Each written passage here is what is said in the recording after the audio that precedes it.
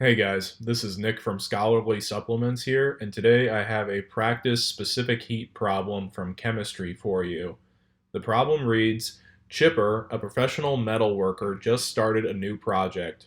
As a part of this project, Chipper needs to cool a 700-gram iron rod from his shop that was sitting close to a fire. In an effort to cool the iron from an initial temperature of 100 degrees Celsius, Chipper quickly submerges the rod in a well-insulated container filled with 2,000 grams of water at 20 degrees Celsius. What is the expected final temperature of the rod and the water if the system is allowed to reach thermal equilibrium? Use specific heats of 4.184 joules per gram degrees Celsius and 0.450 joules per gram degrees Celsius for water and iron respectively. So take a minute and give this one a try, and when you are ready, stick around to see the solution.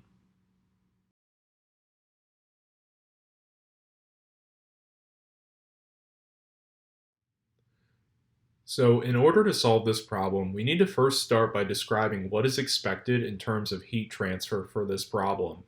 Start by noticing that the temperature of the iron rod is initially 100 degrees Celsius, while the initial temperature of the water is given as 20 degrees Celsius. Because heat transfer occurs when a temperature difference is present, we know that heat will flow from the warmer body, which is the iron rod here, to the water, like so.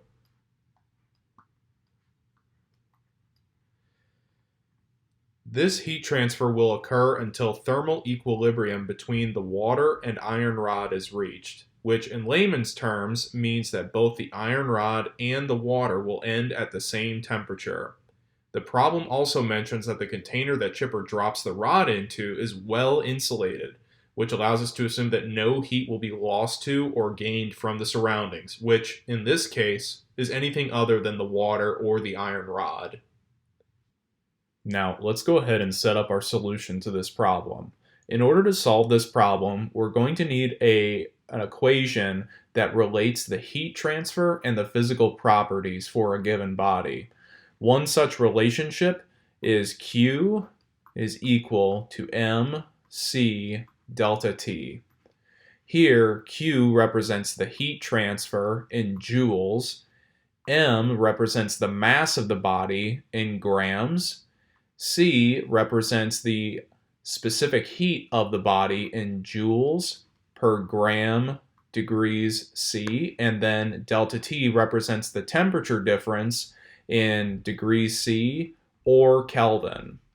Well, let's explain the units for the specific heat and for the temperature difference real quickly here.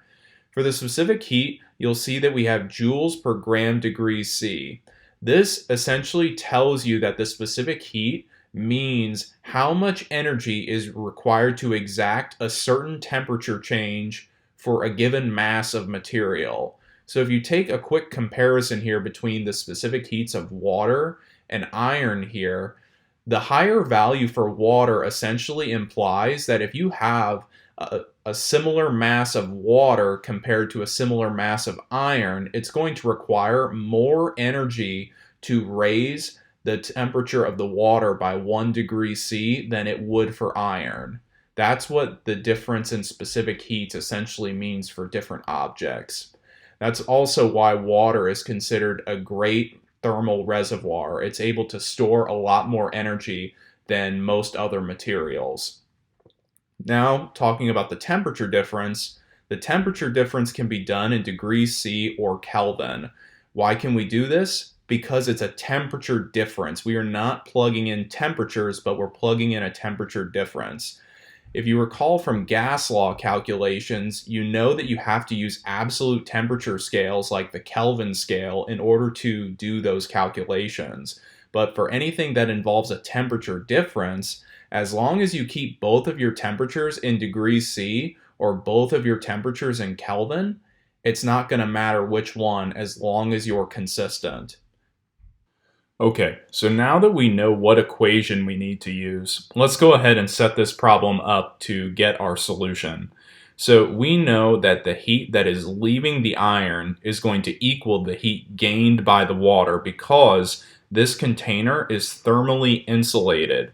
So that means that the heat of the iron, so we'll label that as Qi, is equal to the heat gained by the water.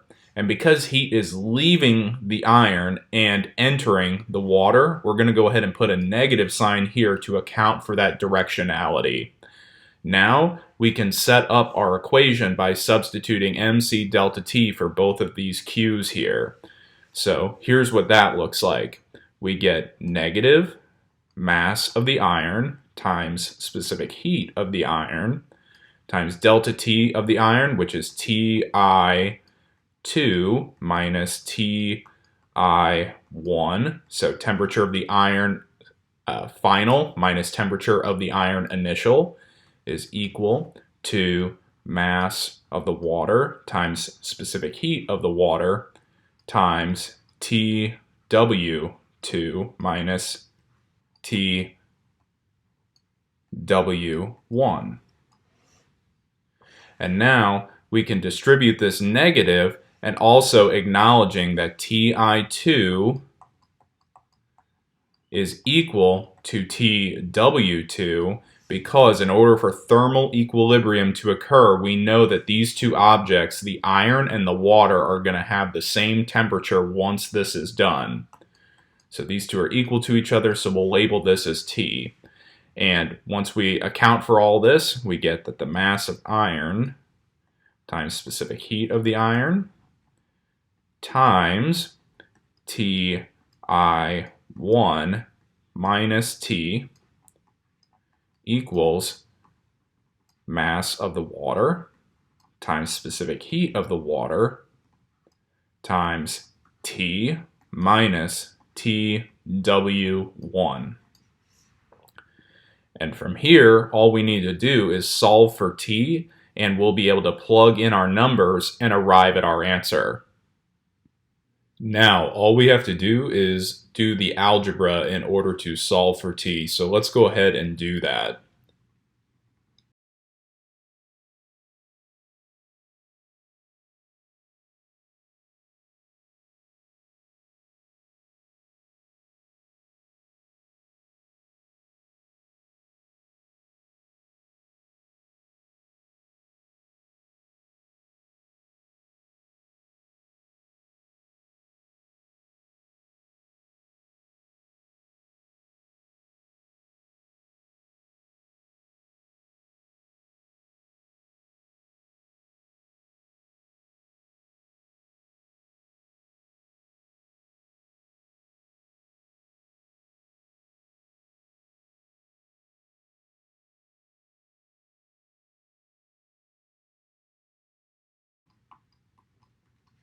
So this is our expression for T in terms of the numbers or the values that we already know from the problem statement. Recall that the mass of the iron was given as 700 grams. The specific heat of the iron was 0.450 joules per gram degree C. The temperature of the iron initially was 100 degrees C. The mass of the water was given as 2,000 grams. The specific heat of the water was given as 4.184 joules per gram degree C. And then the initial temperature of the water, Tw1, was equal to 20 degrees C. And if you enter these values within this expression right here, you will find that your final temperature should come out to approximately 22.90 degrees C. And that is the answer to this problem.